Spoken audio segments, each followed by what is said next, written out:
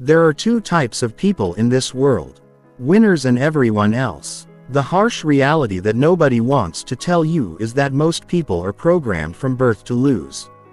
They're taught to play it safe, to be humble, to share, and to believe that everyone deserves a participation trophy.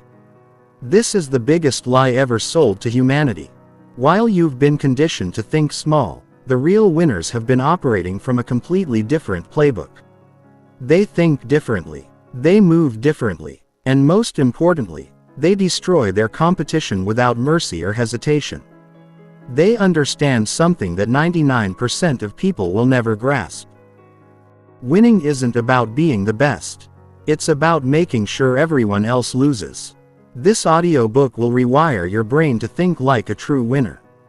By the time you finish listening, you won't just compete, you'll dominate. You won't just participate, you'll control the game entirely. But here's the warning: this transformation isn't for everyone. Once you start thinking like a winner, you can never go back to being average. You'll see the world for what it really is, a battlefield where only the mentally strongest survive. The strategies you're about to learn have been used by billionaires, world leaders, and industry titans to systematically destroy their competition. These aren't feel-good motivational concepts. These are psychological weapons designed to give you an unfair advantage in every area of your life. If you're ready to stop being a victim of circumstance and start being the predator in every situation, then let's begin your transformation into an unstoppable winning machine. Chapter 1: The Loser's Mindset. That's destroying your life. Right now, as you listen to this, you're probably operating from a loser's mindset, and you don't even know it. This isn't an insult, it's a diagnosis. The loser's mindset has been systematically programmed into you by a society that needs workers, not winners. It needs followers, not leaders. It needs people who accept their place in the hierarchy instead of destroying it. The first characteristic of a loser's mindset is believing that success is about fairness. Losers think that if they work hard, follow the rules, and be good people, the universe will reward them. This is fantasy thinking. The universe doesn't care about your feelings, your effort, or your good intentions. It only rewards results. And winners understand this at a cellular level. Losers also believe in the myth of abundance. They think there's enough success, happiness, and wealth for everyone. This is mathematically impossible. If everyone could be successful, then success would be meaningless. Success is valuable precisely because it's scarce. For you to win, someone else must lose. For you to get promoted, someone else must be passed over. For your business to dominate, your competitors must fail. Winners embrace this zero-sum reality while losers live in denial about it. Another hallmark of loser thinking is seeking validation from others. Losers need approval, permission, and encouragement from family, friends, and society before they make moves. They ask for opinions when they should be making decisions. They seek consensus when they should be taking charge. Winners operate independently. They don't need anyone's permission to dominate their field. Losers also have an external locus of control. They believe their success or failure depends on external circumstances, luck, timing, or other people's decisions. When they fail, they blame the economy, their boss, their lack of connections, or their circumstances. Winners have an internal locus of control. They take responsibility for everything that happens to them, both good and bad, because they understand that this mindset gives them power. The loser's mindset is also characterized by scarcity thinking. Losers hoard information, opportunities, and resources because they fear there isn't enough to go around. They're afraid to take risks because they might lose what little they have. Winners think abundantly about their own capabilities while thinking strategically about how to limit their competition's access to resources. Perhaps most damaging is the loser's belief in playing fair. They think success should be earned through honest work, good character, and playing by the rules. They've been brainwashed into thinking that winning through superior strategy, psychological advantage, or competitive destruction is somehow wrong. Winners understand that fairness is a luxury they can't afford if they want to dominate. Losers also suffer from what I call comparison paralysis. They're so busy looking at what everyone else is doing that they never develop their own winning strategy. They copy instead of create. They follow trends instead of setting them. They react to their competition instead of making their competition react to them. The final characteristic of loser thinking is the belief that winning is temporary. Losers think that success is fleeting, that what goes up must come down, and that they should be grateful for whatever small victories they achieve. Winners understand that winning is a permanent state of mind. It's not about achieving one goal. It's about creating a system for continuous domination. If you recognize yourself in any of these patterns, don't panic. Recognition is the first step toward transformation. The fact that you're listening to this audiobook means you're already questioning the loser programming that's been installed in your mind. The next step is to completely rewire your thinking to operate from a winner's mindset. And that's exactly what we're going to do. Chapter 2: The Winner's Brain. How champions think differently. Winners don't just think differently, they literally have different brain structures than losers. Neuroscience has proven that successful people have enhanced activity in the prefrontal cortex, the area responsible for strategic thinking, impulse control, and long-term planning. They also have reduced activity in the amygdala, the fear center of the brain. This isn't genetic luck. This is the result of years of conditioning their minds to think like predators instead of prey. The winner's brain operates on what I call predator consciousness.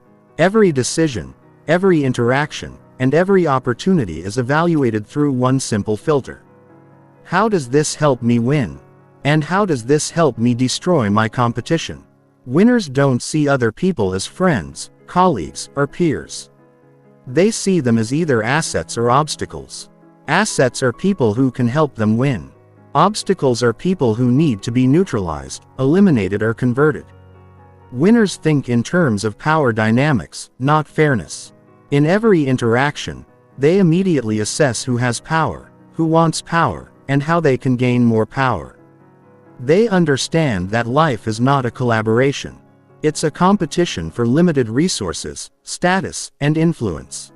While losers worry about being liked, winners focus on being respected and feared. The winner's brain is also wired for strategic thinking. Winners don't just react to what's happening now. They're constantly planning 3, 5, and 10 moves ahead. They think like chess masters, seeing not just the immediate consequences of their actions, but the long-term implications.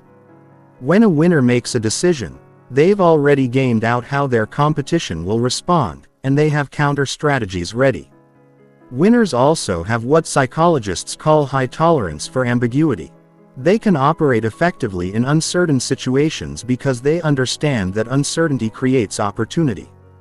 While losers need security, predictability, and clear instructions, winners thrive in chaos because chaos allows them to reshape the game in their favor.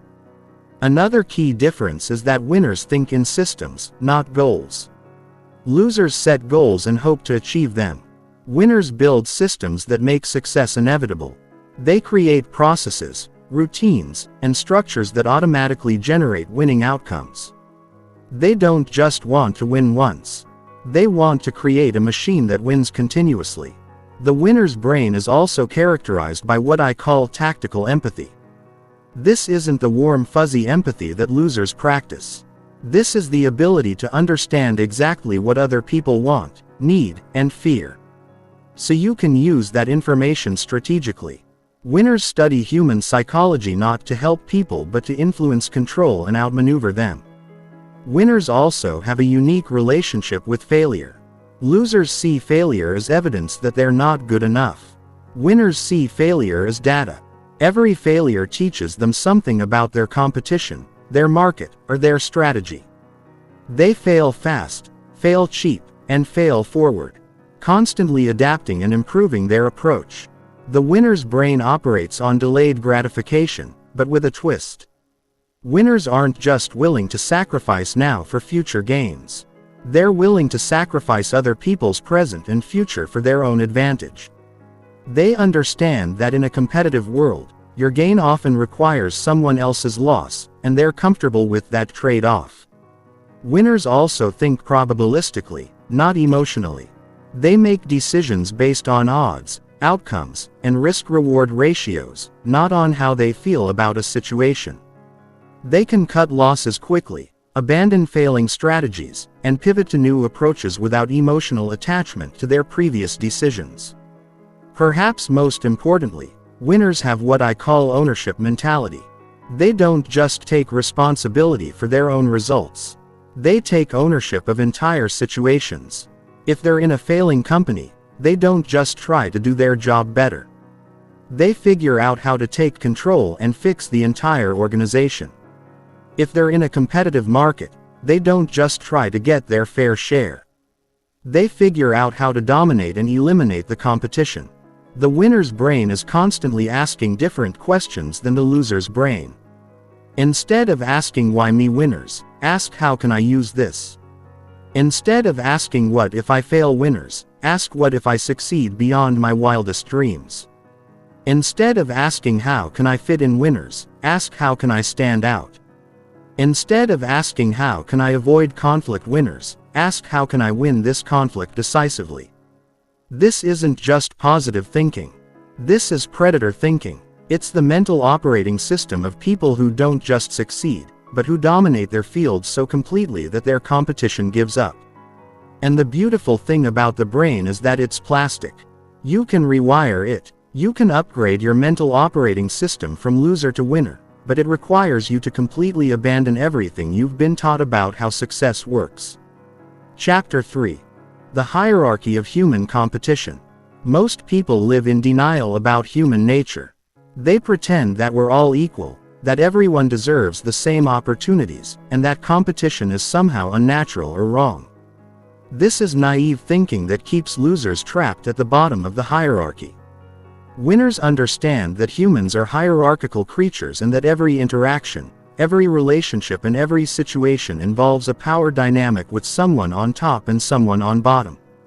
The hierarchy of human competition has 5 distinct levels, and understanding these levels is crucial to your transformation into a winner. At the bottom level, you have the victims. These are people who have completely given up on winning. They've accepted their position at the bottom of the hierarchy and they spend their time complaining about how unfair life is. They blame everyone and everything for their failures, and they've convinced themselves that their lack of success is someone else's fault. The second level consists of the competitors. These people understand that life is competitive, but they play by everyone else's rules. They work hard. They follow the conventional wisdom and they hope that their effort will be rewarded. They're better than victims because they're at least trying, but they're still operating from a fundamentally flawed understanding of how winning works. The third level is where you find the players. These people have figured out that success isn't just about hard work. It's about strategy, psychology, and influence. They've learned to read people, to build networks, and to position themselves advantageously. They're starting to think like winners, but they're still constrained by their belief that they need to play fair. The fourth level contains the predators. These are people who understand that winning requires the willingness to destroy your competition. They're not limited by conventional morality or social expectations. They do whatever it takes to win. And they're comfortable with the fact that their success comes at other people's expense. They've embraced the zero-sum nature of high-level competition. At the top of the hierarchy, you have the apex predators. These are the people who don't just win, they control the game itself. They set the rules. They determine what winning means. And they create systems that automatically eliminate their competition. They're not just successful, they're dominant to the point where other people don't even try to compete with them. Understanding this hierarchy is crucial because it determines your strategy. If you're trying to move from competitor to player, you need to develop strategic thinking and social skills. If you're trying to move from player to predator, you need to abandon your attachment to fairness and embrace tactical ruthlessness. If you're trying to reach apex predator status, you need to learn how to control entire systems and markets. The hierarchy also explains why most success advice doesn't work. Most self-help books are written by competitors for competitors. They teach you how to work harder, set better goals, and stay motivated. But if you want to reach the top levels of the hierarchy, you need completely different strategies. You need to learn how to think strategically, how to influence and control other people, and how to systematically destroy your competition. Winners also understand that the hierarchy is dynamic. People move up and down based on their actions, their mindset, and their strategic capabilities. Just because someone is above you today doesn't mean they'll stay there. And just because you're below someone today doesn't mean you have to accept that position permanently. The key to moving up the hierarchy is understanding that each level requires different skills and different thinking. Victims need to develop personal responsibility. Competitors need to develop strategic thinking. Players need to develop psychological sophistication. Predators need to develop systematic dominance. And apex predators need to develop the ability to control entire ecosystems. Most people get stuck at their current level because they try to use the same strategies that got them there to move to the next level. But what works at one level often becomes a limitation at the next level. The humility that helps you survive as a competitor becomes a weakness when you're trying to become a predator. The aggression that helps you succeed as a predator becomes counterproductive when you're trying to reach apex status. Winners are constantly evolving their approach based on their position in the hierarchy and their goals for advancement. They're not attached to any particular strategy or identity.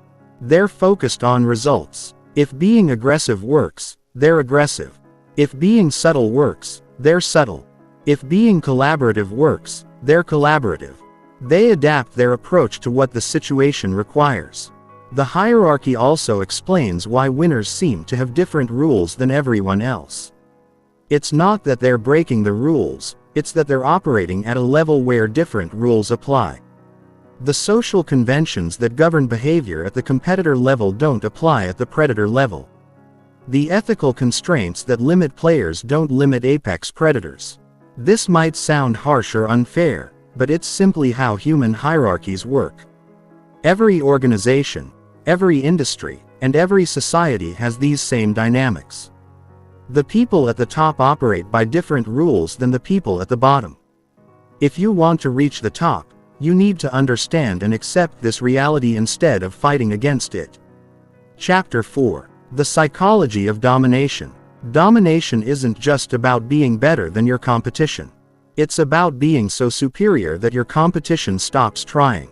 True winners don't just want to win. They want to win so decisively that their dominance becomes unquestionable. This requires understanding the psychology of how to break your competition's will to compete. The first principle of domination psychology is overwhelming superiority. When you're just slightly better than your competition, they'll keep trying to catch up. But when you're dramatically superior, they'll become demoralized and start looking for easier targets. Winners understand that the goal isn't to be 10% better. It's to be 10 times better. They don't just want to edge out their competition. They want to make their competition irrelevant. The second principle is psychological warfare. Winners understand that competition is as much mental as it is practical. They use intimidation, misdirection, and mind games to get inside their competitors' heads. They make their competition doubt themselves, second-guess their strategies, and waste energy on defensive moves instead of offensive action. One of the most powerful psychological weapons is the demonstration of effortless superiority. When you make winning look easy, your competition starts to believe that they can't compete with you. They assume you have some unfair advantage or secret knowledge that they lack. This creates a psychological barrier that's often more effective than any practical obstacle. Winners also use what I call strategic unpredictability. While they're internally systematic and disciplined, they appear unpredictable to their competition. This keeps their competitors off balance, never quite sure what they're going to do next. Unpredictability creates anxiety, and anxiety leads to poor decision-making. Another key element of domination psychology is controlling the narrative. Winners don't just compete, they control how the competition is perceived and discussed. They position themselves as the obvious leaders and frame their competitors as struggling underdogs. They use media relationships and public perception to create momentum that becomes self-reinforcing. Winners also understand the power of social proof in domination. When other people start treating you as the obvious winner, your competition begins to internalize that perception. They start acting like they've already lost even before the competition is decided. This is why winners work so hard to cultivate relationships with influencers, media figures, and industry leaders. The psychology of domination also involves creating multiple pressure points simultaneously. Instead of competing on just one dimension, winners attack from multiple angles at once. They outperform on quality while undercutting on price. They dominate market share while also controlling distribution channels. They overwhelm their competition's ability to respond effectively. Winners also use what psychologists call learned helplessness against their competition. By consistently outmaneuvering their competitors, they condition them to believe that resistance is futile. Eventually, their competition stops trying innovative strategies and falls into reactive defensive patterns that guarantee their continued failure. Time pressure is another psychological weapon that winners use masterfully. They force their competition to make decisions quickly before they've had time to think through all the implications. They create artificial deadlines, accelerate market cycles, and generally keep their competition in a state of constant reaction instead of strategic planning. Winners also understand the psychology of resource depletion. They force their competition to spend money, time, and energy on battles they can't win. While their competition is exhausted from fighting losing battles, winners are conserving their resources for the final decisive moves that will eliminate their competition entirely. The most sophisticated form of domination psychology is making your competition defeat themselves. Instead of directly attacking you, position the competitive landscape so that your competitors' natural responses work against them. You make them paranoid so they waste resources on imaginary threats. You make them overconfident so they make strategic mistakes. You manipulate their decision-making process so that every choice they make weakens their position. Winners also use scarcity psychology to their advantage. They create or control access to limited resources that their competition needs. This could be talent distribution channels, capital, or customer attention. By controlling scarcity, they force their competition into desperation moves that usually backfire. Perhaps most importantly, winners understand that domination is as much about perception as reality. If your competition believes you're unbeatable, they'll start acting like you're unbeatable. If customers believe you're the obvious choice, they'll stop seriously considering alternatives. If investors believe you're destined to win, they'll stop funding your competitors. The goal of domination psychology isn't just to win today's competition. It's to establish such overwhelming superiority that future competition becomes impossible. You want to create a situation where anyone thinking about competing with you immediately realizes it's hopeless and decides to do something else instead. This level of psychological domination requires you to think like a grandmaster chess player. Always planning multiple moves ahead and considering not just what you're going to do, but how your competition will react and how you can use those reactions against them. It's sophisticated strategic thinking combined with deep understanding of human psychology and competitive dynamics. Chapter 5. Strategic Thinking. Planning your competitive destruction. Most people confuse planning with strategic thinking. Planning is making a list of things you want to accomplish. Strategic thinking is designing a system that makes your success inevitable while simultaneously making your competition's failure equally inevitable. Winners don't just plan to succeed. They plan to dominate so completely that their competition has no viable path to victory. The foundation of strategic thinking is what military strategists call terrain analysis. Before you can develop a winning strategy, you need to understand the competitive landscape better than anyone else. This means mapping out all the players, their strengths and weaknesses, their resources and limitations, and their likely strategies. Most people study their direct competitors. But winners study the entire ecosystem, including suppliers, customers, regulators, and potential new entrants. The next level of strategic thinking involves identifying leverage points. These are places where a small amount of effort can create disproportionate results. Winners look for situations where they can apply pressure that forces their competition into impossible choices. They create scenarios where their competitors have to choose between short-term survival and long-term competitiveness, knowing that either choice weakens their position. Winners also think in terms of strategic sequences. They don't just plan individual moves. They plan entire sequences of moves that build on each other. Each action is designed not just to achieve an immediate goal, but to set up future actions that become more powerful because of what came before.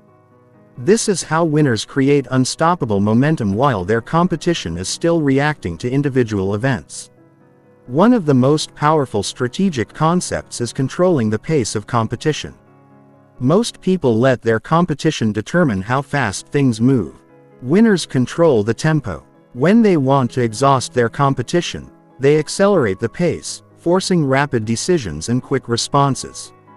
When they want to consolidate their advantages, they slow things down, preventing their competition from making desperate moves that might succeed. Strategic thinking also involves understanding and exploiting your competition's dependencies.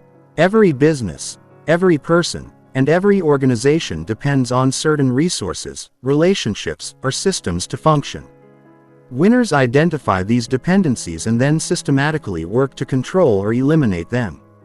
They don't attack their competition directly. They attack the things their competition depends on. Winners also use what I call strategic misdirection.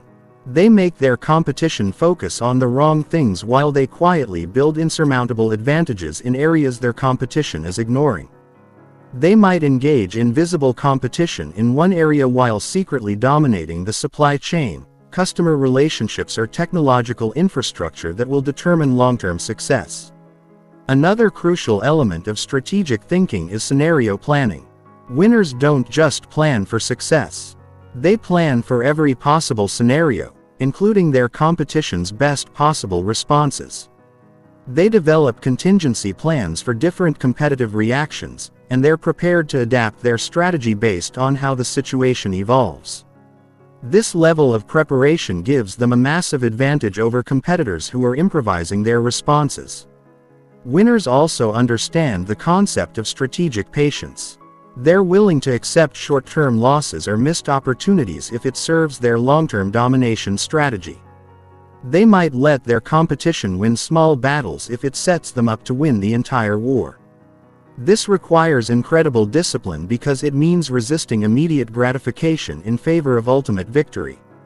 The most sophisticated strategic thinkers also practice what I call competitive Aikido. Instead of opposing their competition's strength directly, they redirect that strength in ways that serve their own strategic goals. They make their competition's advantages become disadvantages and their competition's aggressive moves become self-defeating. Strategic thinking also involves understanding the psychology of your competition's decision-makers. Winners study their competitors' leadership teams to understand their biases, fears, and decision-making patterns. They then craft strategies that exploit these psychological weaknesses. They know which competitors will respond aggressively, which ones will retreat, and which ones will try to find compromised solutions. Winners also think strategically about timing. They understand that the same move can be brilliant or disastrous depending on when it's executed. They study market cycles, industry trends, and competitive dynamics to identify the perfect moments to launch attacks. Consolidate gains or make strategic pivots. Perhaps most importantly, strategic thinkers always maintain multiple options. They never put themselves in positions where they have only one path to victory. They create backup plans for their backup plans, and they always maintain the flexibility to change strategies if circumstances change. This option value gives them enormous advantages over competitors who have committed to single approaches. The goal of strategic thinking isn't just to outcompete your rivals. It's to make competition irrelevant. The ultimate strategic victory is creating a situation where you've changed the rules of the game so fundamentally that your former competitors are no longer even playing the same game. You want to transcend competition entirely by creating new categories, new markets, or new value propositions that make traditional competitive dynamics obsolete. Chapter 6. The Art of Psychological Warfare in Competition. Psychological warfare isn't about being mean or cruel. It's about understanding that every competitive situation has a mental component that's often more important than the practical elements. While your competition is focused on products, services, and features, you're going to be focused on their minds. You're going to get inside their heads and make them defeat themselves. The first weapon in psychological warfare is creating doubt in your competition's minds about their own capabilities. You do this not through direct attacks, but through demonstrations of overwhelming competence. When you consistently perform at levels that seem impossible to your competition, they start questioning whether they belong in the same arena as you. They begin to see you as operating in a different league entirely. One of the most effective techniques is what I call the competence gap demonstration. This is where you casually accomplish things that your competition struggles with. You make difficult tasks look effortless while they're visibly struggling with basic execution. This creates a psychological impression of natural superiority that's incredibly damaging to their confidence and motivation. Another powerful psychological weapon is strategic silence. While your competition is talking, explaining, and justifying their actions, you remain mysteriously quiet about your methods and strategies. This creates an aura of hidden knowledge and secret advantages. Your competition starts imagining that you know something they don't, which makes them paranoid and causes them to second-guess their own strategies. Winners also use what I call tactical unpredictability to keep their competition off balance. They establish patterns and then break them at crucial moments. They appear to be following conventional strategies and then make moves that completely change the game. This constant uncertainty keeps their competition in a reactive state instead of allowing them to develop proactive strategies. The psychological principle of social proof is another devastating weapon. When you control how others perceive the competitive situation, you can make your dominance appear inevitable. Industry experts, media figures, and influential customers start treating you as the obvious leader. This creates a bandwagon effect where your competition's own supporters start jumping to your side.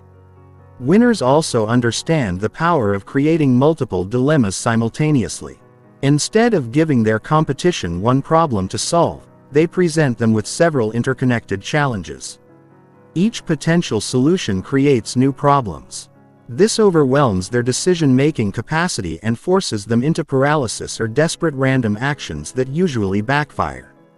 Time pressure is another psychological weapon that winners use masterfully.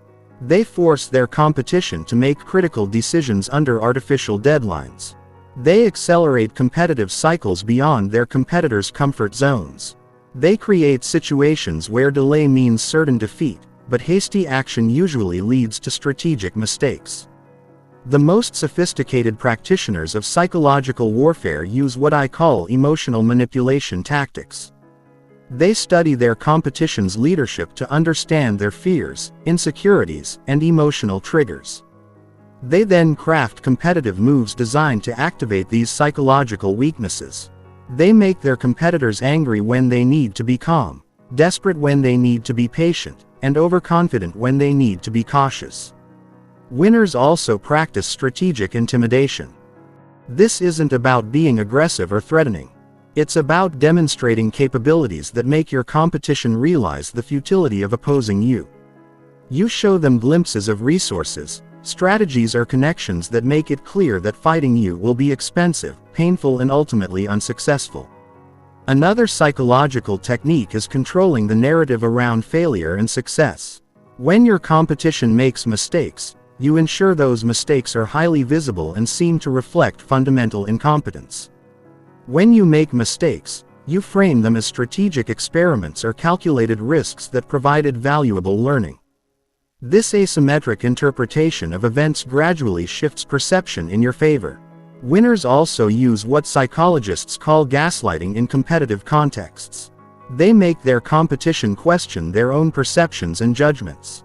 They create situations where their competitors' natural responses seem irrational or inappropriate. Over time, this erodes their competition's confidence in their own decision-making abilities. The principle of learned helplessness is particularly powerful in long-term competitive situations. By consistently outmaneuvering your competition, you condition them to expect defeat. Eventually, they stop trying innovative strategies and fall into predictable defensive patterns. They become so focused on preventing losses that they stop pursuing victories. Winners also understand how to exploit their competition's cognitive biases. They know which competitors suffer from overconfidence bias, and they create situations that encourage overextension. They identify competitors with loss aversion and force them into situations where they have to risk current advantages for future gains. They recognize confirmation bias and feed their competitors information that supports wrong conclusions. Perhaps the most devastating psychological weapon is making your competition complicit in their own destruction. You create situations where their natural competitive instincts lead them to make decisions that serve your strategic goals. You make them think they're attacking you when they're actually strengthening your position. You turn their aggression into a tool for your own advancement. The ultimate goal of psychological warfare isn't just to win current competitions. It's to establish such complete mental dominance that future competitions become unnecessary. You want your reputation for psychological superiority to precede you. You want potential competitors to defeat themselves mentally before they ever engage with you practically. This level of psychological sophistication requires deep study of human nature, competitive dynamics, and individual personality types. You need to become a student of psychology not for therapeutic purposes but for competitive advantage. You need to understand what motivates people, what frightens them, and what causes them to make strategic mistakes. Chapter 7: Information Warfare. Controlling what your competition knows. In the modern competitive landscape, information is more valuable than money.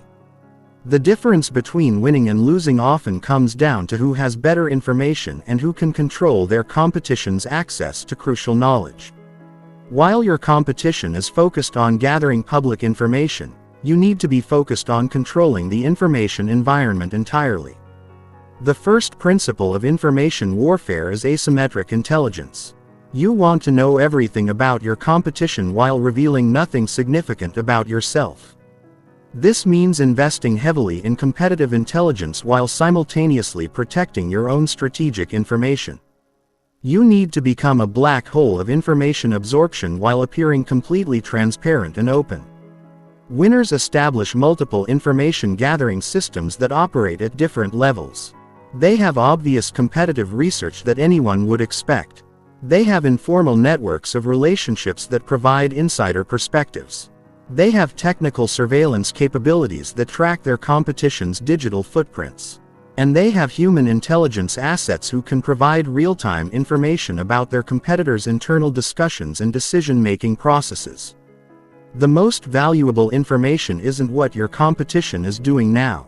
It's what they're planning to do next. Winners focus on gathering intelligence about their competitors' future strategies, resource allocations, and strategic priorities. They want to know about new products before they're announced, new partnerships before they're signed, and new strategies before they're implemented. Controlling information flow also means becoming the primary source of industry information for media analysts and influencers. When journalists need expert commentary, they call you. When analysts need market insights, they rely on your data. When potential customers need education about your industry, they find your content. This positions you as the authority while making your competition appear to be following your lead. Winners also practice strategic information sharing.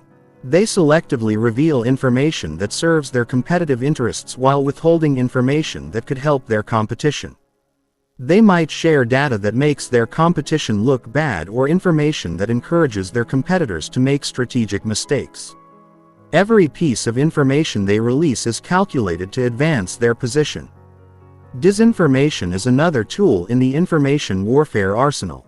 This doesn't mean lying about facts. It means creating false impressions about your capabilities, strategies, and intentions. You might let your competition believe you're focused on one market while you're actually preparing to dominate a different market. You might appear to be pursuing one strategy while actually implementing a completely different approach. Winners also understand the importance of information timing. The same piece of information can be helpful or harmful depending on when it's revealed. They hold on to strategic information until the moment when releasing it will have maximum impact on their competitive position. They might sit on damaging information about competitors until just before crucial negotiations or major announcements. Creating information dependencies is another sophisticated tactic. You become such a valuable source of market intelligence that your competition starts relying on information you provide. Once they're dependent on your information, you can subtly bias their understanding of market conditions, competitive threats, and strategic opportunities. You're not lying to them. You're just shaping their perception of reality. Winners also practice information denial strategies. They identify the types of information their competition needs to make good strategic decisions and then work to prevent them from accessing that information. This might involve exclusive relationships with key information sources, legal restrictions on information sharing, or simply making certain types of information too expensive for competitors to afford. The most advanced information warfare involves creating false patterns in the information environment. You establish consistent patterns of behavior and information sharing and then suddenly break those patterns when it serves your strategic interests. Your competition becomes conditioned to expect certain types of information or behavior from you. And when you deviate from those patterns at crucial moments, it catches them completely off guard. Counterintelligence is equally important as intelligence gathering. You need to assume that your competitors are trying to gather information about you and you need to protect your most valuable strategic secrets while potentially feeding them false information. This means compartmentalizing sensitive information, limiting access to critical data, and potentially running disinformation campaigns to mislead competitive intelligence efforts. Winners also understand how to weaponize public information. They become experts at analyzing publicly available data to extract insights that their competition misses. They use financial filings, patent applications, job postings, and other public sources to build detailed pictures of their competitors' strategies and capabilities. They see patterns in public information that reveal private strategic intentions. Social media and digital footprints provide unprecedented opportunities for information gathering. Winners monitor their competitors, employees, customers, and partners to understand internal dynamics, market perceptions, and strategic priorities. They use advanced analytics to track sentiment patterns, communication networks, and behavioral changes that indicate strategic shifts. Perhaps most importantly, winners understand that information warfare is about shaping reality, not just gathering facts. The goal isn't just to know what's happening. It's to influence what happens next. By controlling information flow, you can influence decision-making, alter market perceptions, and create competitive advantages that compound over time. The ultimate objective of information warfare is to create such superior situational awareness that you can predict and counter your competition's moves before they even make them.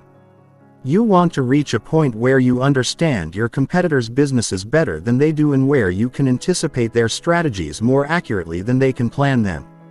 Chapter 8: Economic Warfare. Destroying competition through resource control.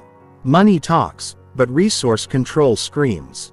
The most decisive competitive victories aren't won through better products or superior marketing. They're won by systematically strangling your competition's access to the resources they need to survive and grow. While they're focused on optimizing their operations, you're going to be focused on controlling the economic environment they operate in. The foundation of economic warfare is understanding resource dependencies. Every business, every organization, and every competitor depends on specific resources to function. These might be raw materials, talented employees, distribution channels, sources of capital, or customer segments. Winners map out these dependencies and then systematically work to control or eliminate access to the most critical resources. Capital starvation is one of the most effective economic warfare tactics. This doesn't mean you need to have more money than your competition. It means you need to make it impossible or extremely expensive for them to access the capital they need. You do this by building relationships with key investors, demonstrating superior returns, and creating competitive dynamics that make investing in your competitors appear risky or unprofitable. Winners also practice talent warfare. They identify the key people who make their competitors successful and then systematically recruit them away. This isn't just about hiring good employees. It's about creating talent shortages that your competition's ability to execute their strategies. When your competitors lose their best people to you, they lose institutional knowledge, relationships, and competitive capabilities. Supply chain warfare is another devastating economic weapon. Winners identify critical suppliers that their competitors depend on and then either secure exclusive relationships with those suppliers or drive up costs through increased demand. They might purchase enough capacity to create shortages for competitors or negotiate terms that give them significant cost advantages. Distribution channel control is equally powerful. If you can control how products reach customers, you can effectively prevent your competition from accessing markets, even if they have superior products. Winners invest heavily in securing exclusive or preferential access to the most valuable distribution channels while simultaneously working to limit their competitors' distribution options. Customer capture is perhaps the most direct form of economic warfare. Instead of competing for customers, you work to make customers so dependent on your solutions that switching to competitors becomes practically impossible. This involves creating switching costs, lock-in effects, and integrated solutions that make alternative providers appear inadequate or risky.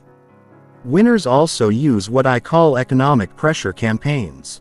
They identify their competitors' most vulnerable financial positions and then apply coordinated pressure to those weak points. This might involve price wars in critical market segments, timing product launches to disrupt competitors' revenue cycles, or creating conditions that force competitors to spend resources defending instead of investing in growth. Intellectual property warfare is increasingly important in knowledge-based industries. Winners build patent portfolios not just to protect their own innovations, but to create legal obstacles for their competitors. They file strategic patents that control key technologies or processes that competitors need. They use licensing terms and legal challenges to extract resources from competitors or limit their strategic options. Market timing manipulation is another sophisticated economic warfare tactic. Winners work to accelerate or delay market developments in ways that favor their competitive position. They might push standards adoption ahead of schedule when they have advantages or slow down market evolution when they need more time to develop competitive responses. The most advanced practitioners of economic warfare create what I call resource deserts around their competitors. They systematically eliminate access to multiple critical resources simultaneously. While competitors are dealing with talent shortages, winners create capital constraints. While competitors are solving capital problems, winners eliminate their supplier relationships. This multi-front resource pressure overwhelms competitors' ability to respond effectively. Winners also understand how to use regulatory and legal systems as economic weapons. They support regulations that increase costs for competitors while providing exemptions or advantages for themselves. They use legal challenges to force competitors to spend resources on defense instead of competitive improvement. They lobby for industry standards that favor their technologies or business models. Economic warfare also involves understanding and exploiting your competitors' cost structures. Winners analyze their competitors' economics to identify the price points at which competitors become unprofitable. They then use their own cost advantages to force pricing below competitors' break-even points while maintaining their own profitability. Strategic partnerships can be used as economic weapons when structured properly. Winners create partnership networks that provide them with exclusive access to resources while simultaneously denying those resources to competitors. They might form alliances with key suppliers, technology providers, or distribution partners that effectively shut competitors out of critical relationships. Perhaps the most devastating form of economic warfare is creating economic dependencies that benefit you while harming competitors. You structure deals, partnerships, and market relationships so that your success automatically creates problems for your competition. When you win, your competitors don't just lose opportunities, they actually become worse off in absolute terms. The ultimate goal of economic warfare is to create such overwhelming resource advantages that competition becomes economically irrational. You want to reach a point where potential competitors look at the resource requirements for competing with you and decide that their capital would be better invested elsewhere. You want to make competition with you not just difficult but financially suicidal. Chapter 9. The Network Effect. Building alliances that destroy competition. Most people think of competition as individual combat. But winners understand that the most decisive victories come from building networks of relationships that multiply their power while isolating their competition. This isn't about making friends. It's about creating strategic alliances that serve your competitive interests while systematically cutting your competitors off from the relationships they need to succeed. The foundation of network warfare is understanding that every relationship is either helping you win or helping your competition win. There are no neutral relationships in competitive environments. Winners evaluate every potential relationship through a simple filter. Does this person or organization make me more likely to dominate my market? And does working with me make it less likely that they'll help my competitors? Strategic alliance building starts with mapping the entire ecosystem of relationships that influence your competitive environment. This includes obvious players like suppliers and customers, but also extends to regulators, media figures, industry influencers, investors, advisors, and even the personal networks of key decision makers. Winners create comprehensive relationship maps that show how influence and resources flow through their competitive environment. The most powerful alliances are exclusive relationships that prevent your partners from working with your competitors. Winners don't just seek partnerships. They seek partnerships that come with non-compete clauses, exclusivity agreements, or other arrangements that force their partners to choose sides. When someone agrees to work with you, they're simultaneously agreeing not to help your competition. Winners also understand the concept of relationship arbitrage. They identify valuable relationships that their competitors haven't recognized or haven't prioritized. They might build alliances with emerging players who will become important in the future. Or they might develop relationships with influential people who aren't obviously connected to their industry, but who have the power to shape market conditions. Network effects become exponentially powerful when your alliances start creating value for each other independently of your direct involvement. Winners structure their alliance networks so that their partners benefit from working with other partners in the network. This creates self-reinforcing relationships that become stronger over time while making it increasingly difficult for competitors to break into the network. Strategic exclusion is as important as strategic inclusion. Winners identify the relationships that would be most valuable to their competitors and then work to prevent those relationships from forming. They might outbid competitors for exclusive partnerships. They might create conflicts between potential partners. Or they might simply monopolize the time and attention of key relationship targets. Winners also practice what I call relationship warfare. They study their competitors' key relationships and then systematically work to weaken or eliminate those relationships. This might involve offering better terms to their competitors' key partners, creating conflicts between their competitors and their allies, or simply making it more attractive for their competitors' partners to switch sides. The most sophisticated network builders create what I call relationship lock-in effects. Once someone enters their alliance network, it becomes increasingly costly and difficult to leave. Winners structure their partnerships so that their allies become dependent on the network for multiple types of value. Leaving the network would mean losing access to customers, suppliers, expertise, or other critical resources. Timing is crucial in network warfare. Winners understand when to build relationships, when to activate them, and when to dissolve them. They build relationships before they need them so that they're available when competitive situations arise. They activate multiple relationships simultaneously to create overwhelming competitive pressure. And they dissolve relationships when they're no longer strategically valuable or when maintaining them starts helping competitors. Winners also understand how to use their networks for intelligence gathering and information warfare. Their alliance partners become sources of competitive intelligence and channels for spreading strategic information or disinformation.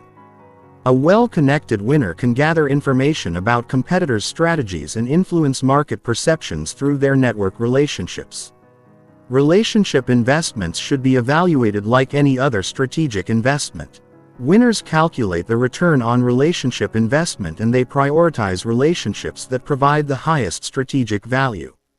They might invest heavily in relationships with industry gatekeepers or influential decision makers while spending minimal time on relationships that don't provide competitive advantages.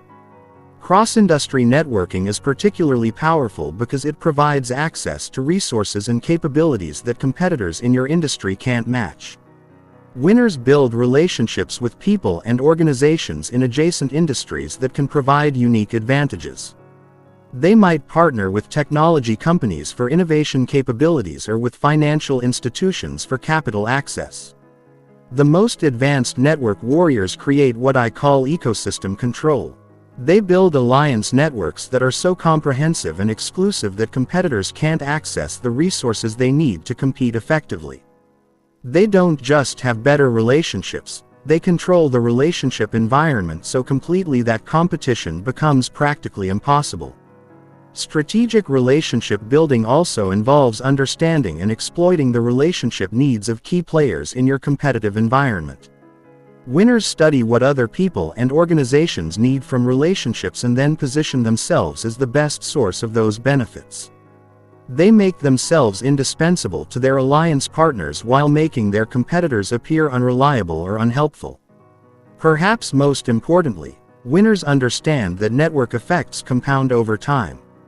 Early relationship investments create opportunities for additional relationships, which create more opportunities in a virtuous cycle. The earlier you start building strategic networks, the more dramatic your eventual competitive advantages become. The ultimate goal of network warfare is to create such comprehensive relationship advantages that your competitors are completely isolated from the resources, relationships, and opportunities they need to compete with you. You want to reach a point where everyone who could help your competitors is already committed to helping you instead. Chapter 10. Timing and Momentum. Striking when your competition is weakest. Timing isn't everything in competition. It's the only thing that matters. The same competitive move can be brilliant or disastrous depending on when it's executed. Winners don't just develop superior strategies, they develop superior timing. They understand when to attack, when to defend, when to advance, and when to retreat. Most importantly, they understand how to identify and exploit moments of maximum competitive vulnerability. The foundation of strategic timing is recognizing that every competitor, every market, and every competitive situation has natural cycles of strength and weakness. Winners study these cycles obsessively. They map out their competitors' busy seasons, cash flow cycles, product development timelines, hiring patterns, and leadership transitions. They identify the moments when their competitors are distracted, overextended, or otherwise vulnerable to strategic attacks. Momentum is the force multiplier that turns good timing into decisive victories. Winners understand that momentum is a psychological phenomenon as much as a practical one. When you're perceived to be winning, people and resources naturally flow toward you. When you're perceived to be losing, those same people and resources flow away from you. The key is to create and maintain the perception of inevitable success while systematically undermining your competitors' momentum. One of the most powerful timing strategies is attacking during your competitors' transition periods. When competitors are changing leadership, launching new products, entering new markets, or restructuring their organizations, they're temporarily weakened and distracted. Winners exploit these transition windows by accelerating their own competitive moves while their opponents are focused on internal changes. Cash flow timing is particularly important in competitive warfare. Most businesses have predictable cash flow cycles with periods of strength and vulnerability. Winners time their most aggressive competitive moves to coincide with their competitors' cash flow weak points. They force their competitors to make expensive defensive moves when they're least able to afford them. Winners also understand seasonal and cyclical timing patterns in their industries.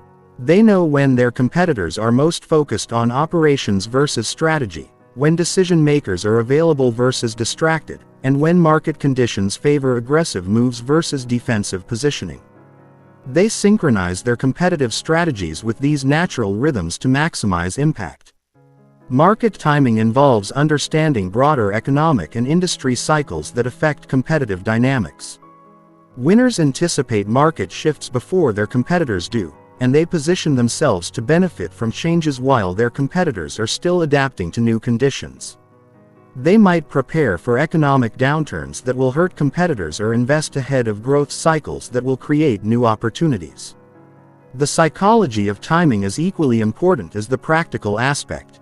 Winners understand that the same competitive move will be interpreted differently depending on market conditions, competitive context, and their own momentum status. They time their moves to maximize positive interpretation while minimizing the risk of negative backlash. Cumulative timing involves coordinating multiple competitive moves to create overwhelming pressure during specific time windows. Instead of spreading attacks over long periods, winners concentrate their competitive efforts into focused campaigns that overwhelm their opponent's ability to respond effectively. They create artificial crises that force their competitors into reactive defensive positions.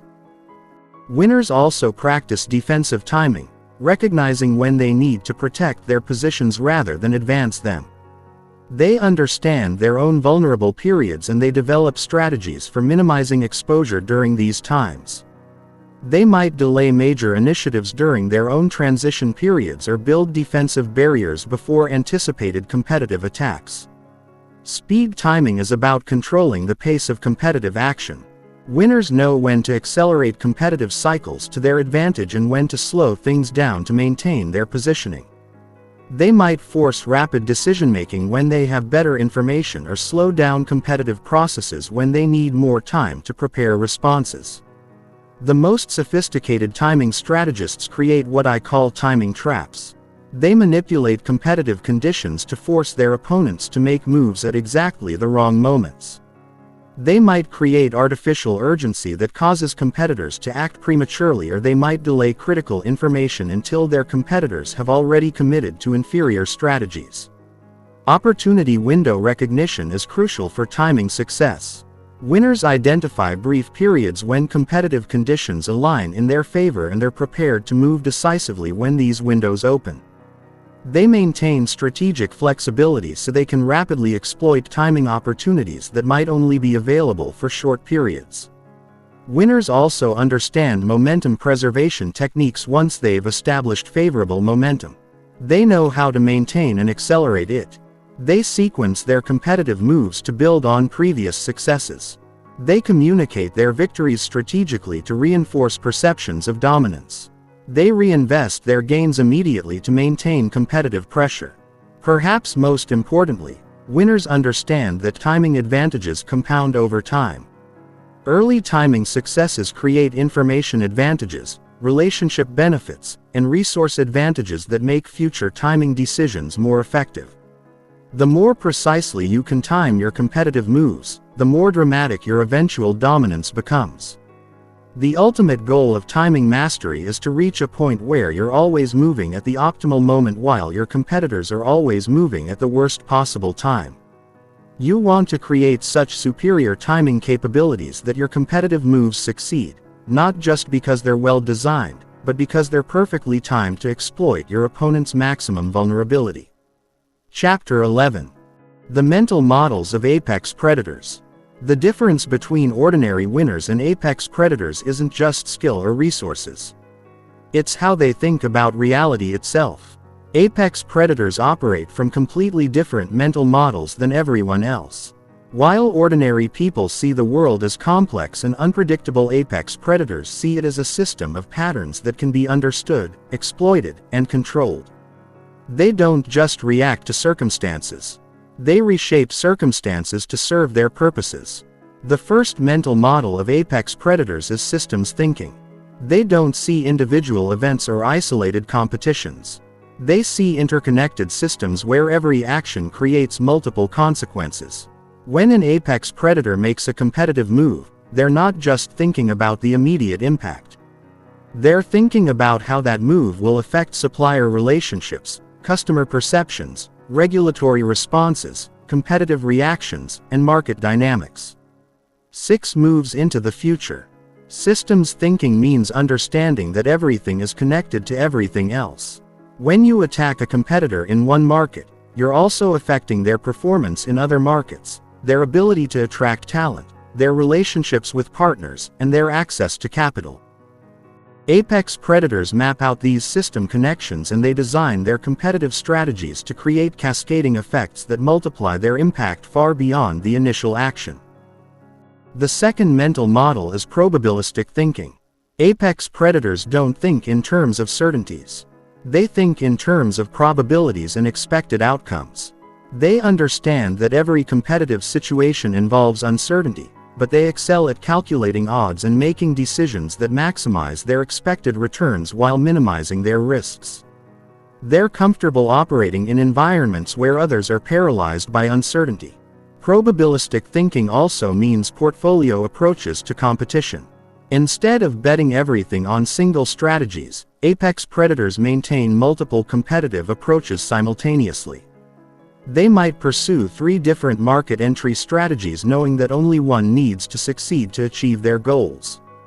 They diversify their competitive risks while concentrating their competitive advantages. The third mental model is optionality thinking. Apex predators always maintain multiple options and they structure their competitive strategies to create additional options over time. They understand that flexibility is more valuable than efficiency in competitive environments. They're willing to pay the cost of maintaining options because options provide asymmetric upside potential with limited downside risk. Optionality thinking means making investments that might not pay off immediately, but that create future opportunities for competitive advantage.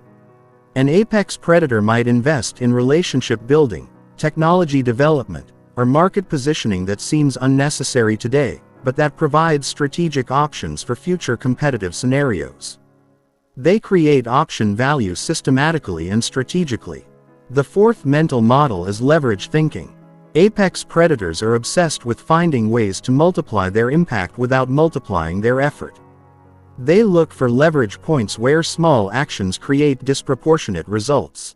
They use other people's money, other people's time, other people's relationships, and other people's capabilities to achieve their competitive objectives. Leverage thinking extends beyond financial leverage to include psychological leverage, social leverage, technological leverage, and strategic leverage. An apex predator might use their reputation to create psychological leverage that makes competitors hesitate. They might use their network relationships to create social leverage that influences market perceptions. They find ways to make their advantages compound automatically. The fifth mental model is asymmetric thinking.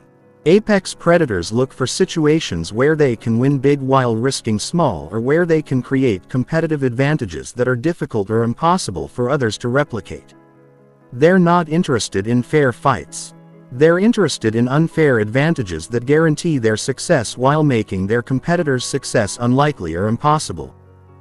Asymmetric thinking means finding competitive strategies that work better for you than they would for your competitors.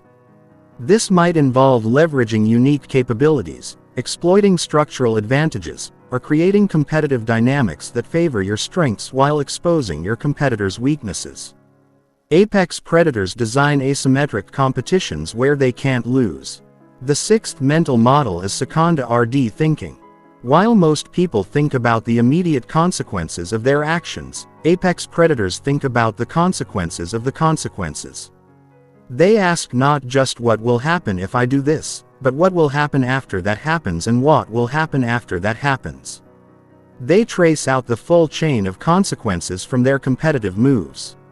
Second-order thinking prevents apex predators from falling into short-term thinking traps.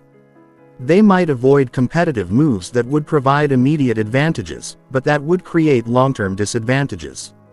They might accept short-term costs to position themselves for long-term dominance. They play longer games than their competitors because they can see further into the future. The seventh mental model is inversion thinking. Apex predators don't just think about how to succeed.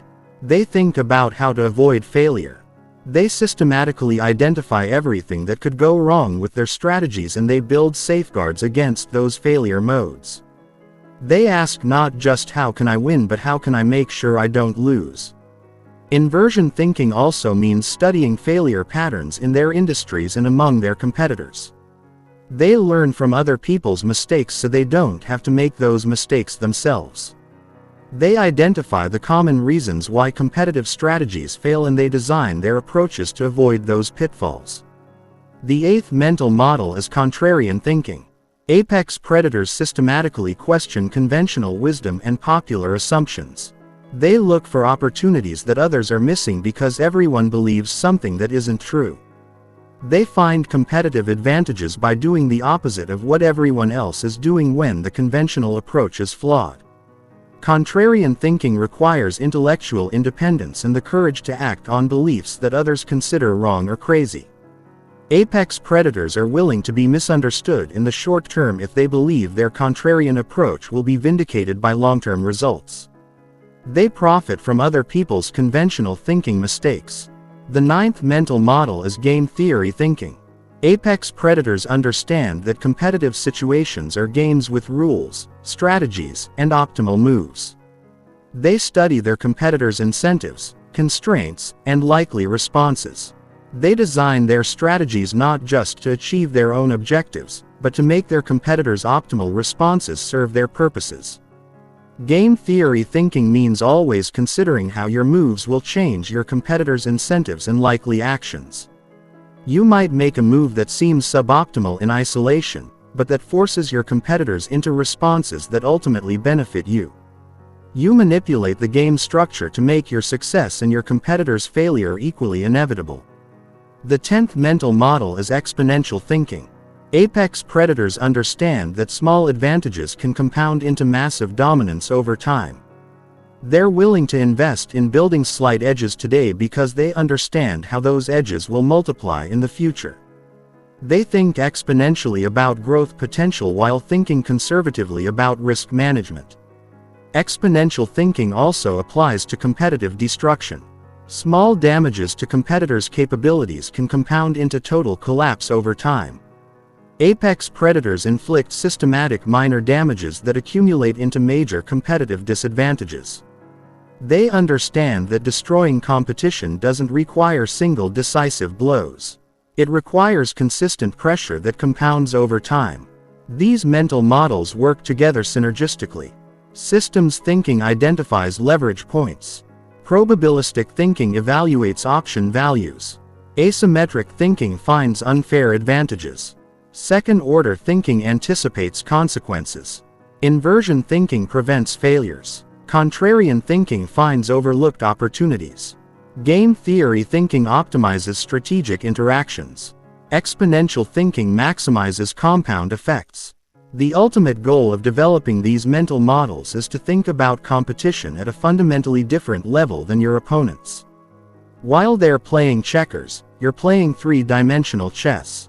While they're focused on today's battles, you're designing tomorrow's wars. While they're reacting to circumstances, you're creating the circumstances they react to. Chapter 12.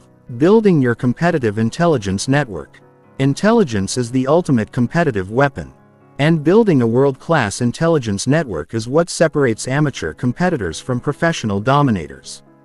Most people gather information casually and randomly, hoping to stumble across useful competitive insights.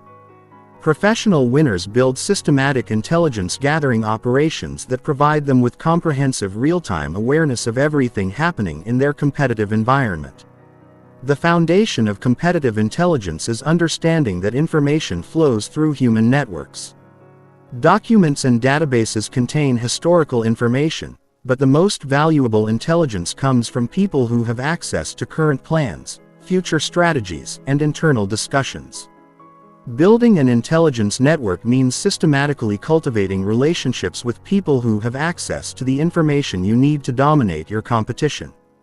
The first layer of your intelligence network consists of direct sources within your competitors' organizations. These are employees, contractors, consultants, or other insiders who have access to strategic information about your competitors' plans, capabilities, and vulnerabilities. Developing these sources requires patience, subtlety, and value exchange. You need to provide these sources with something they value in exchange for the intelligence they provide. Direct source development is an art that requires deep understanding of human motivation and psychology. Different people are motivated by different things. Some sources are motivated by money, others by recognition, others by revenge against their employers, others by intellectual stimulation. Professional intelligence operators study their potential sources to understand what motivates them and then structure relationships that satisfy those motivations while providing valuable intelligence. The most valuable direct sources are people in strategic positions who have access to high-level planning and decision-making. These might be executive assistants who see confidential documents, strategy consultants who attend planning meetings, board members who participate in strategic discussions, or senior managers who are involved in competitive planning. Developing relationships with these high-value sources requires significant investment but provides extraordinary returns. The second layer of your intelligence network consists of indirect sources who don't work for your competitors but who have regular contact with your competitors' organizations. These include suppliers, customers, partners, consultants, industry analysts, journalists, and other third parties who interact with your competitors in ways that give them insights into your competitors' strategies and performance. Indirect sources are often more accessible than direct sources because they don't have the same loyalty constraints or confidentiality concerns. A supplier might be willing to discuss your competitors' ordering patterns and payment behavior. A customer might share their impressions of your competitor's new product development efforts. An industry analyst might provide insights into your competitor's strategic priorities based on their research interviews. Building relationships with indirect sources requires understanding their business needs and finding ways to provide value to them. You might become a valuable customer for suppliers who also work with your competitors. You might provide market insights to analysts who cover your industry. You might offer expertise or connections to consultants who work with multiple companies in your space. The third layer of your intelligence network consists of public source monitoring and analysis. This includes systematic tracking of your competitors' public communications, financial filings, patent applications, job postings, social media activity, and media coverage. While this information is publicly available, most organizations don't analyze it systematically or extract the strategic insights that are hidden in plain sight. Advanced public source intelligence involves using sophisticated analytical tools to identify patterns and trends that reveal strategic information. You might analyze your competitors' hiring patterns to understand their strategic priorities. You might track their patent filings to understand their technology development efforts. You might monitor their executive speaking engagements and interviews to understand their strategic thinking. Social media intelligence has become increasingly valuable as executives and employees share information about their organization's activities and priorities. Professional intelligence operators monitor key personnel across multiple social media platforms looking for information about new products, strategic partnerships, organizational changes, and competitive strategies. They use advanced social media monitoring tools to track conversations and sentiment around their competitors. Digital footprint analysis involves tracking your competitors' online activities to understand their marketing strategies, customer acquisition efforts, technology infrastructure, and operational capabilities. This might include analyzing their website changes, search engine optimization strategies, online advertising campaigns, and digital marketing metrics.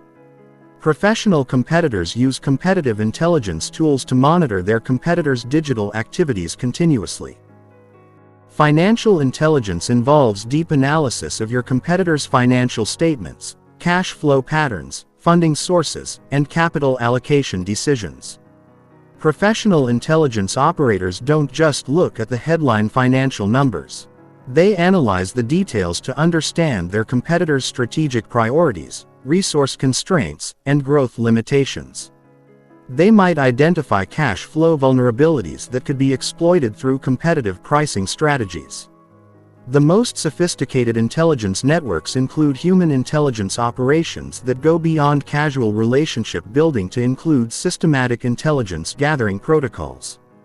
This might involve training your sales team to gather competitive intelligence during customer interactions.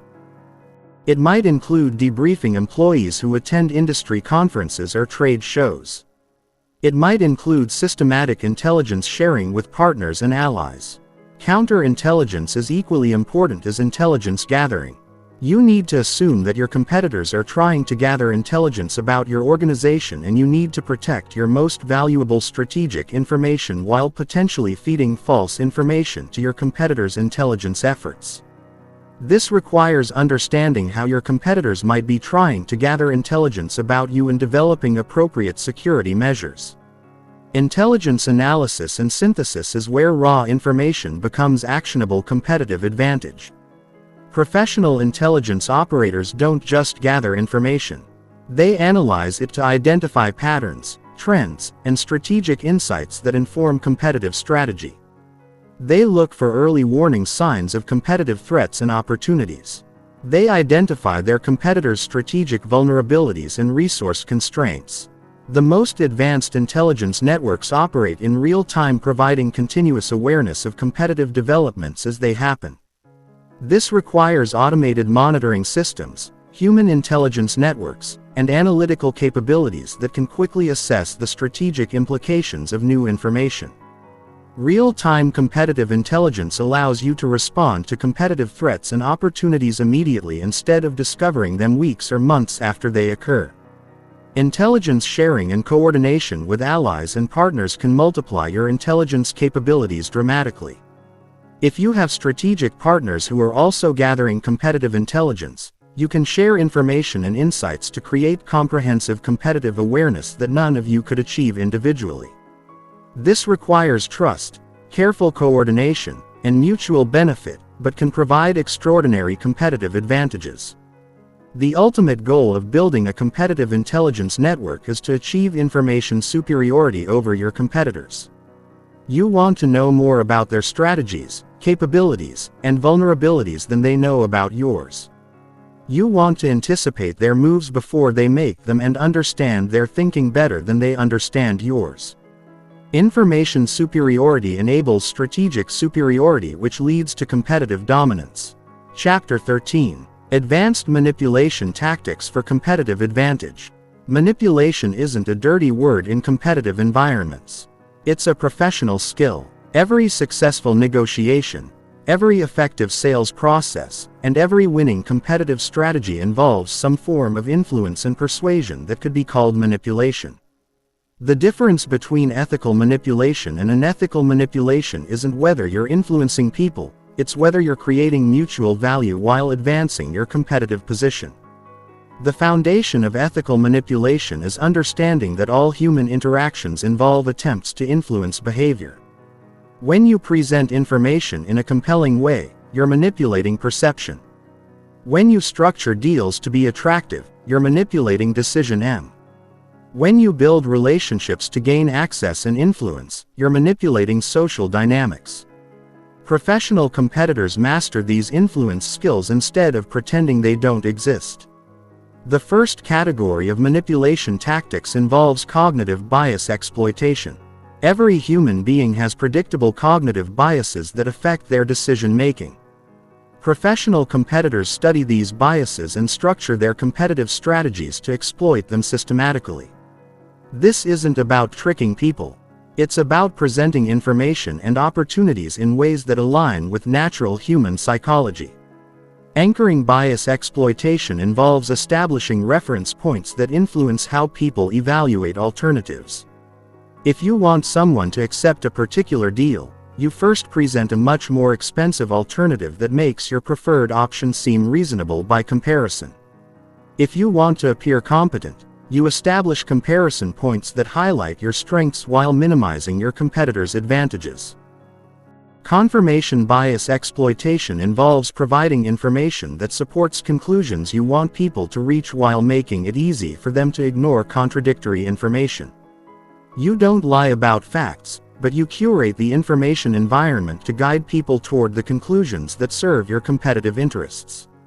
You make your preferred narrative the most accessible and convincing story. Loss aversion exploitation involves framing competitive situations in terms of what people might lose rather than what they might gain. People are psychologically motivated more by avoiding losses than by achieving gains. Professional manipulators frame their propositions in terms of protecting against losses or missing opportunities rather than simply achieving positive outcomes. Social proof manipulation involves creating the impression that important people or successful organizations have already chosen to work with you. People are strongly influenced by what they perceive others to be doing, especially people they respect or aspire to emulate. Professional competitors cultivate and publicize relationships with prestigious clients, partners, and supporters to create bandwagon effects. Authority manipulation involves establishing yourself as an expert or leader in your field so that people are predisposed to accept your recommendations and follow your guidance. This might involve publishing thought leadership content, speaking at industry conferences, or being quoted as an expert in media coverage. Authority status creates automatic influence that serves competitive purposes. Reciprocity manipulation involves providing value to people before asking for anything in return, creating psychological pressure to reciprocate. This might involve providing free consulting, helpful introductions, valuable information or other benefits that create obligation. People feel psychologically compelled to return favors, which creates influence opportunities. Scarcity manipulation involves creating or highlighting limited availability of opportunities, resources, or access. People value things more highly when they believe they might lose the chance to obtain them. Professional competitors create artificial scarcity around their services, exclusive access to their expertise, or time-limited opportunities to work with them. Commitment and consistency manipulation involves getting people to make small commitments that lead to larger commitments over time. Once people commit to a position or relationship, they feel psychological pressure to remain consistent with that commitment. Professional manipulators structure engagement processes that involve escalating commitments that become difficult to reverse. The second category of manipulation tactics involves emotional manipulation. While cognitive biases affect thinking processes, emotions drive behavior and decision M. Professional competitors understand how to influence emotional states in ways that support their competitive objectives while maintaining ethical boundaries. Fear manipulation involves highlighting risks, threats, or negative consequences that people want to avoid. This isn't about creating false fears. It's about making real risks more salient and connecting those risks to decisions you want people to make. You might highlight competitive threats that your services help address or market risks that your solutions help mitigate. Greed manipulation involves highlighting opportunities for gain or advantage that appeal to people's self-interest. You structure your competitive propositions to emphasize the benefits and advantages that people will receive from working with you instead of your competitors. You make your offerings appear to provide exceptional value or unique opportunities. Pride manipulation involves appealing to people's self-image and desire to be seen as smart, successful, or sophisticated. You position your services or relationships as markers of status or intelligence. You make people feel that choosing you reflects well on their judgment and positions them favorably relative to their peers. Social belonging manipulation involves creating in-groups and out-groups where working with you provides social connection and status while working with competitors creates social isolation. You build communities around your brand or services that provide social benefits beyond the practical benefits of your offerings. The third category of manipulation tactics involves structural manipulation. This involves changing the context or environment in which decisions are made to favor outcomes that serve your competitive interests. Structural manipulation is often more powerful than direct persuasion because it influences behavior without people realizing they're being influenced. Choice architecture manipulation involves structuring the alternatives that people choose between to make your preferred option appear more attractive. This might involve controlling what alternatives are presented, how they're described, and what criteria are emphasized in the decision-making process. You make your option the obvious choice without eliminating alternatives entirely. Information sequencing manipulation involves controlling the order in which people receive information to influence their conclusions. The same facts can lead to different conclusions depending on the sequence in which they're presented. Professional manipulators structure information flow to guide people toward conclusions that serve their competitive purposes. Time pressure manipulation involves creating artificial urgency that forces people to make decisions before they've fully considered all alternatives. This might involve limited time offers, exclusive opportunities, or competitive situations that require rapid responses. Time pressure tends to favor the alternative that's most readily available or most convincingly presented. Context manipulation involves changing the environment in which decisions are made to influence psychological state and decision-making processes. This might involve meeting locations, physical environments, social settings, or other contextual factors that affect how people think and feel about their choices. The most sophisticated manipulation tactics combine multiple influence techniques simultaneously. Professional competitors might exploit cognitive biases while triggering emotional responses while structuring choices to create the influence effects they want. They understand that influence is most powerful when it operates through multiple psychological channels simultaneously. The ultimate goal of manipulation tactics isn't to trick people into making decisions against their interests. It's to guide people toward decisions that serve both their interests and your competitive purposes. The most effective manipulation creates win-win outcomes where people feel good about their decisions while those decisions advance your competitive position. Ethical manipulation creates mutual value while unethical manipulation extracts value at other people's expense. Chapter 14. Creating competitive moats that can't be crossed. Building sustainable competitive advantages isn't about winning today's battles. It's about making future battles unnecessary. The ultimate competitive victory is creating barriers around your position that are so formidable that potential competitors decide not to compete with you at all. These barriers, called competitive moats, make your dominance permanent instead of temporary. And they transform competition from an ongoing struggle into a historical curiosity. The concept of competitive moats comes from medieval warfare where castles were protected by water-filled ditches that made attacks extremely difficult and expensive. In business, competitive moats are structural advantages that make it economically irrational for competitors to challenge your position. The deeper and wider your moats, the more secure your competitive dominance becomes. The first type of competitive moat is the cost advantage moat. This involves achieving cost structures that are so superior to your competitors that you can profitably serve markets at prices that would bankrupt your competition. Cost advantages can come from economies of scale, technological superiority, access to cheaper resources, more efficient processes, or structural advantages that your competitors can't replicate. Building cost advantage modes requires massive scale efficient operations and continuous improvement processes that compound your advantages over time. You need to reach minimum efficient scale before your competitors do and then maintain cost leadership through ongoing optimization. The goal is to reach a point where competing with you requires accepting permanently lower profit margins or losing money on every transaction. Cost advantages become moats when they're structural rather than temporary. If your cost advantage comes from a proprietary technology that competitors can license or reverse engineer, it's not a sustainable moat. But if your cost advantage comes from economies of scale that require massive capital investment to replicate, then you've created a genuine barrier to entry. The second type of competitive mode is the network effects mode. This involves creating value propositions that become more valuable as more people use them. Social media platforms become more valuable as more users join. Payment systems become more valuable as more merchants accept them.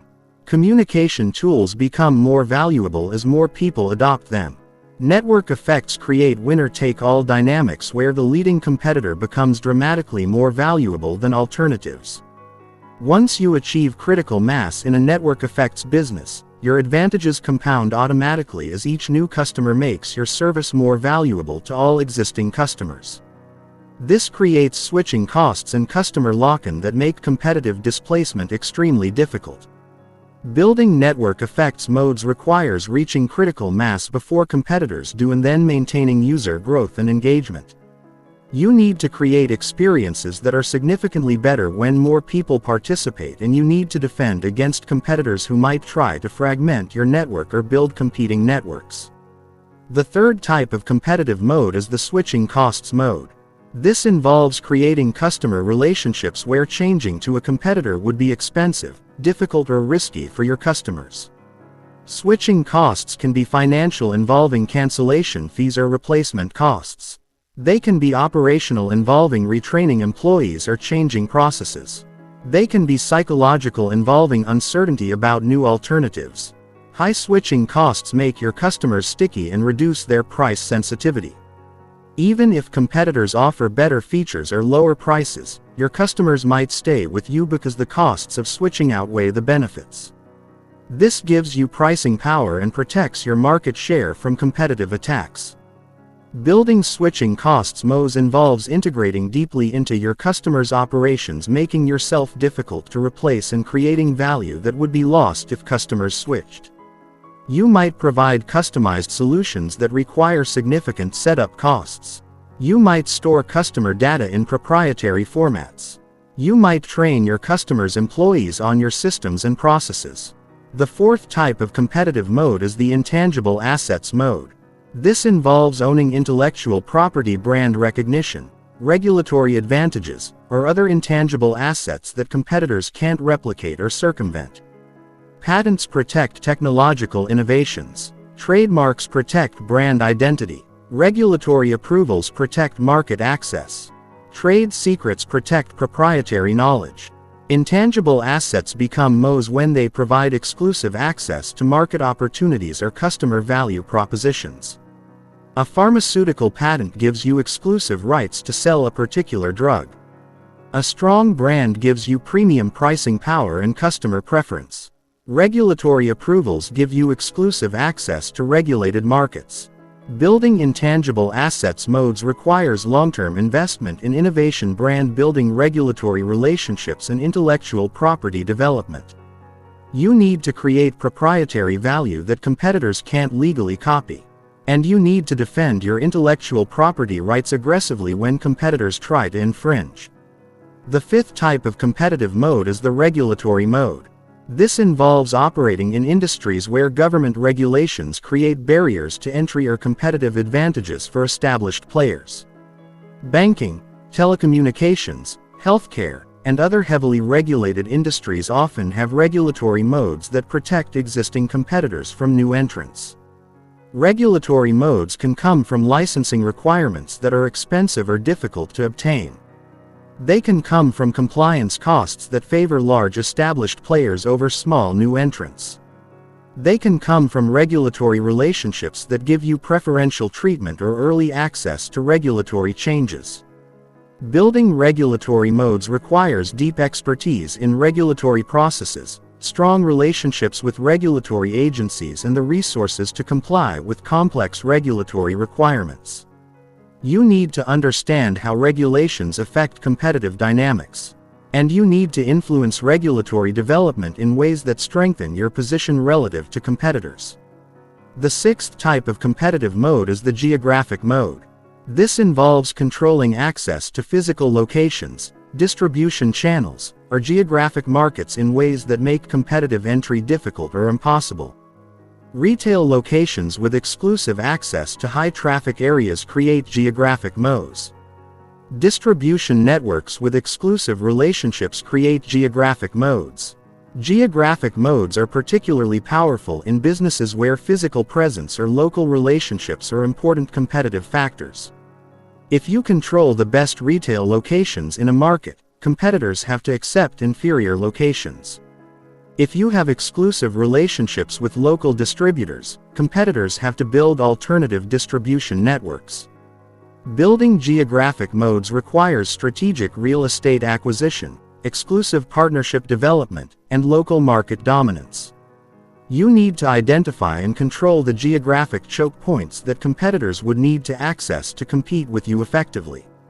The most powerful competitive positions combine multiple types of modes simultaneously. Amazon has cost advantages from scale, network effects from marketplace participants switching costs from Prime membership, intangible assets from brand recognition, and geographic advantages from distribution infrastructure. These multiple modes reinforce each other and make competitive displacement virtually impossible. Moat maintenance is as important as moat construction. Competitive advantages decay over time if they're not continuously reinforced and expanded. Technology changes, market conditions shift, and competitors develop new ways to attack your position. You need to invest continuously in maintaining and deepening your competitive moats. The ultimate goal of moat building is to reach what Warren Buffett calls an economic castle. This is a competitive position that's so well defended that you can raise prices regularly, generate exceptional returns, and operate with minimal competitive pressure. Economic castles provide sustainable wealth generation and strategic flexibility that temporary competitive advantages can't match. Chapter 15. Long-term domination. Maintaining your position at the top. Reaching the top of your competitive hierarchy is difficult, but staying there is even harder. Most people who achieve competitive dominance eventually lose it because they don't understand the psychology and strategy of long-term position maintenance. They think that winning once means they've won permanently. But competitive advantage is like muscle mass. If you don't continue developing it systematically, you lose it inevitably. The first principle of long-term domination is understanding that your competitive environment never stops evolving. New competitors enter markets. Existing competitors develop new capabilities. Customer preferences change. Technologies advance. Regulatory environments shift. Economic conditions fluctuate. If you're not continuously adapting and improving your competitive position, you're falling behind, even if it doesn't feel that way. This means that maintaining dominance requires the same intensity and strategic sophistication that achieving dominance required. You can't relax your competitive efforts once you reach the top, because relaxation is the beginning of decline. The moment you start coasting on your previous success, competitors start gaining ground that they'll eventually use to displace you. The second principle is that different competitive strategies are required for maintaining position than for achieving position. When you're climbing toward dominance, you can focus single-mindedly on overtaking whoever is currently at the top. But when you're at the top, you have to defend against multiple potential challenges simultaneously while continuing to advance your own capabilities. Defensive strategy becomes crucial when you're at the top. You need to identify potential competitive threats before they become serious challenges. You need to monitor emerging competitors who might not be significant today, but who could become dangerous in the future. You need to track industry developments that might create new competitive dynamics or opportunities for disruption. The most successful long-term dominators practice what I call preemptive competition. Instead of waiting for competitors to challenge their position, they proactively attack potential threats before those threats become dangerous. They might acquire promising startups that could become competitive threats. They might enter new markets before existing competitors expand into those markets. They might develop new capabilities before competitors force them to develop those capabilities.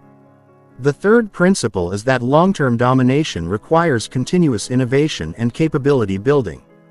The competitive advantages that got you to the top won't keep you at the top indefinitely.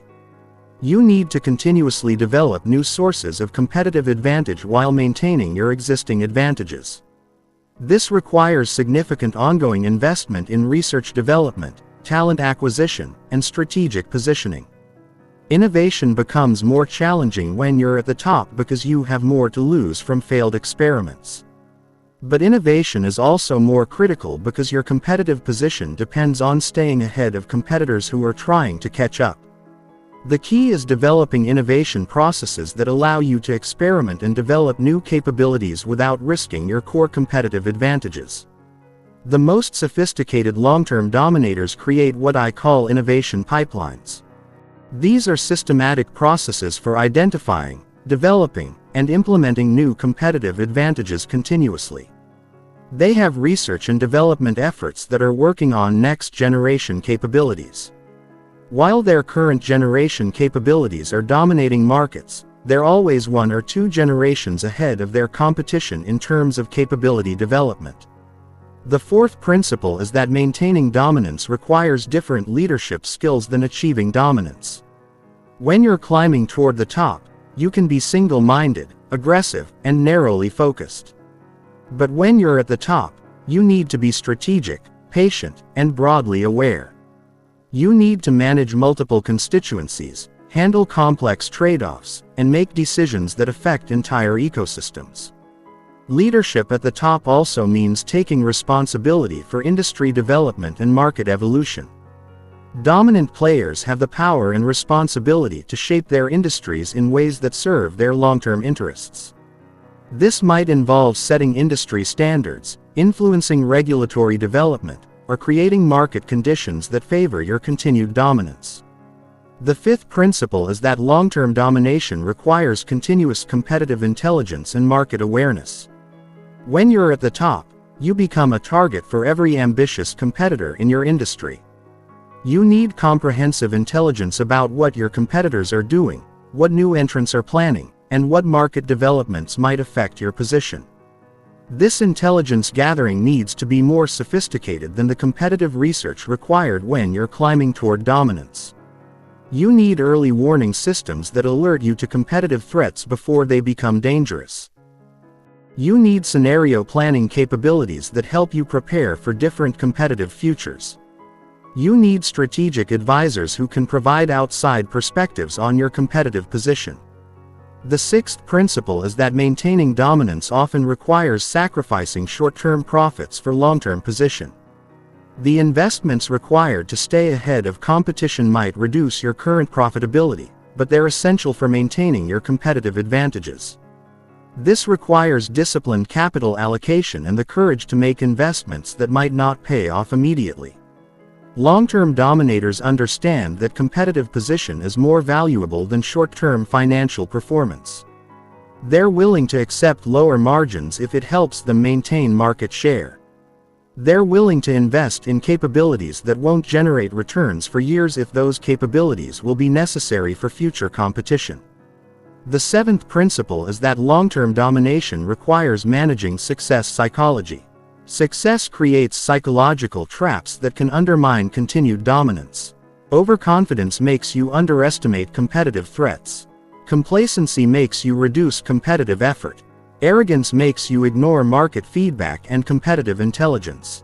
The most successful long-term dominators maintain what I call paranoid humility. They're constantly worried about competitive threats even when they seem to be winning decisively. They're humble about their capabilities even when they're clearly superior to competitors. They maintain the hunger and intensity that got them to the top even after they've achieved their competitive goals. Success psychology management also involves maintaining team motivation and organizational culture when you're winning. It's easy to maintain competitive intensity when you're losing and need to fight for survival. It's much harder to maintain that intensity when you're winning and success seems assured. Long-term dominators create organizational cultures that maintain competitive paranoia and continuous improvement even during periods of success. The eighth principle is that long-term domination requires ecosystem management. When you're at the top of your competitive hierarchy, your success affects suppliers, customers, partners, competitors, and other stakeholders. You need to manage these relationships in ways that support your continued dominance while creating value for the broader ecosystem. This might involve helping your suppliers become more capable so they can better support your competitive requirements. It might involve educating your customers about industry developments that affect their businesses. It might involve collaborating with competitors on industry initiatives while competing with them in markets. The ultimate goal of long-term domination is creating sustainable competitive advantages that compound over time rather than decay. You want to reach a position where your competitive advantages become stronger automatically as time passes rather than requiring constant effort to maintain. This requires building competitive modes that deepen themselves and competitive capabilities that improve through use rather than wearing out. The most successful long-term dominators create what I call competitive flywheels. These are business models where success creates the resources and capabilities necessary for continued success. Every victory makes the next victory more likely. Every competitive advantage creates opportunities to develop additional competitive advantages. Success becomes self-reinforcing rather than self-limiting. Achieving this level of sustainable dominance requires thinking about competition as a long-term strategic game rather than a series of short-term battles. You need to build competitive advantages that will still be relevant decades from now. You need to create market positions that will remain valuable even as industries evolve. You need to develop capabilities that will continue providing advantages even as specific competitive situations change. The ultimate measure of competitive success isn't winning once. It's creating the conditions for winning permanently. Long-term dominators don't just defeat their current competitors. They make future competition unlikely or impossible. They don't just succeed in today's markets. They shape tomorrow's markets in ways that guarantee their continued success.